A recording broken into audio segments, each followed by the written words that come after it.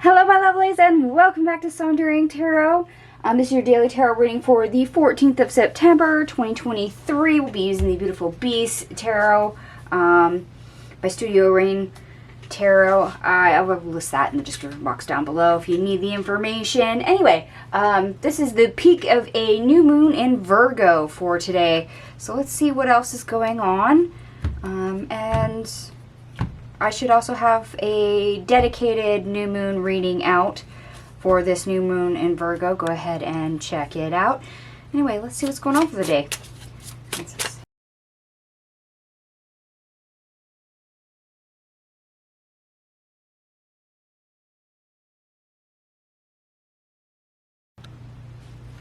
Alright, my lovelies, we have only one major arcana on the table, believe it or not. We have the Six of Cups, the Seven of Cups, the Nine of Swords, the Hierophant, the Queen of Wands, the Knight of Pentacles, the Seven of Wands, the Four of Pentacles, the Ten of Swords, and we end on the Three of Cups in the reverse.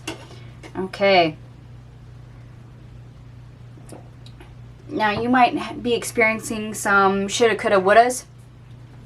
You might be literally agonizing over the things that you've chosen, the mistakes that you've made, and also the things that you've passed up on. And looking back in hindsight, we've learned where our mistakes are, where we went wrong, what no longer serves. However, with that knowledge, we're actually putting it into practice. We're empowering ourselves, we're taking charge, we're actually using it to our benefit in order to make plans and change after either seizing things that we didn't need or hanging on to things that we really didn't need in the first place. So anything that really doesn't jive, anything that causes pain, or any mistakes that we made that we realize were for our own detriment, having chosen them, we're now correcting. So in the grand scheme of life and trying to get your shit together, because that's basically what this whole new moon in Virgo is getting your life together.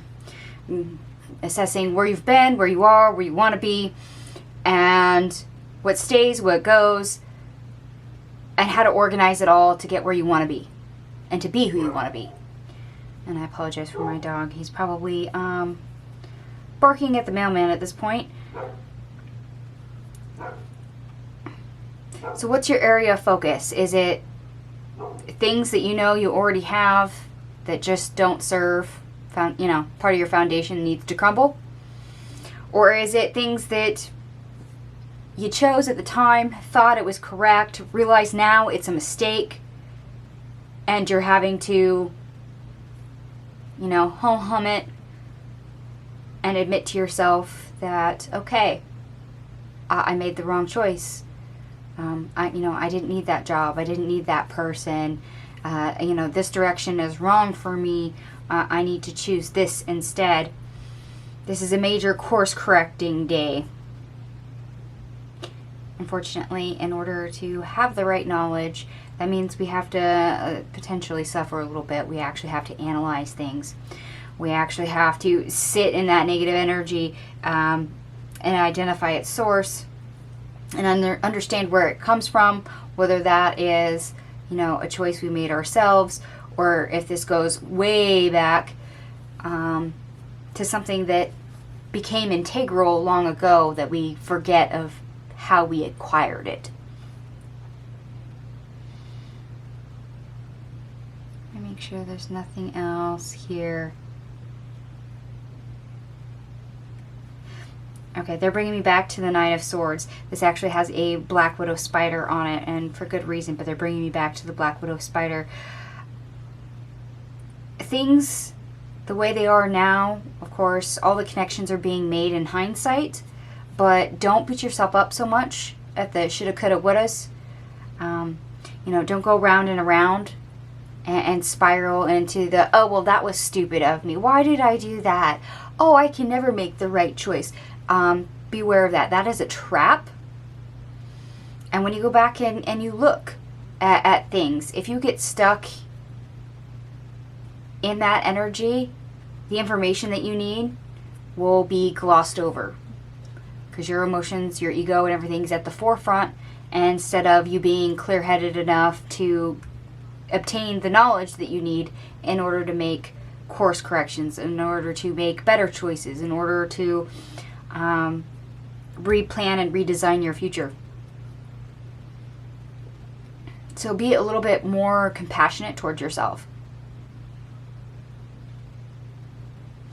Realize we all are human. To err is to human. We all make mistakes, but we are not our mistakes. We can always make new choices. We can always head in new directions. So don't be quite so hard on yourself if you've realized you've made a mistake, or if you've, taken a sharp left turn when you should have sidestep to the right.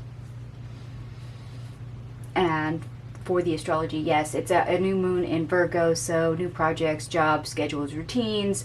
And of course, Mercury does go direct on the 15th, the very next day, but there's a post-shadow period that lasts about 2 weeks after that. And that does have a little bit of an influence on the new moon in Virgo for today. So focus on things you can finish or have been stalled for quite some time. And your Mercury retrograde energy is probably not going to help you with this analyzing and not beating yourself up energy that I'm picking up on. It might be a little bit difficult to sort out. Give it a try and see what comes up for the day. For those of you that do like the numerology, everything on the table adds up to 53, which ultimately reduces to 8. 8 is, the number of power.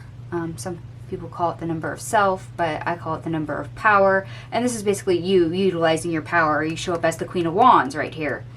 And that is very much a numerology number of 8. Being self-empowered, being self-motivated, being self-driven and disciplined, wanting to beautify and change and take action for self-betterment, to make your life more organized, to self-progress.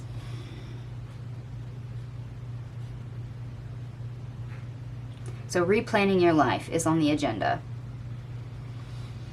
And please, by all means, let me know how much this resonates for you. Feel free to let me know in the comments section, or the simplest way is to hit the like button. That way I know you resonate with the reading. Gives me valuable feedback. And if you haven't subscribed, go ahead and subscribe. Feel free to share the video anywhere online on any platform. And thank you so much to those that do. That also helps the channel grow. Truly appreciate it. Thank you so much for watching, and I will see you guys tomorrow. Bye.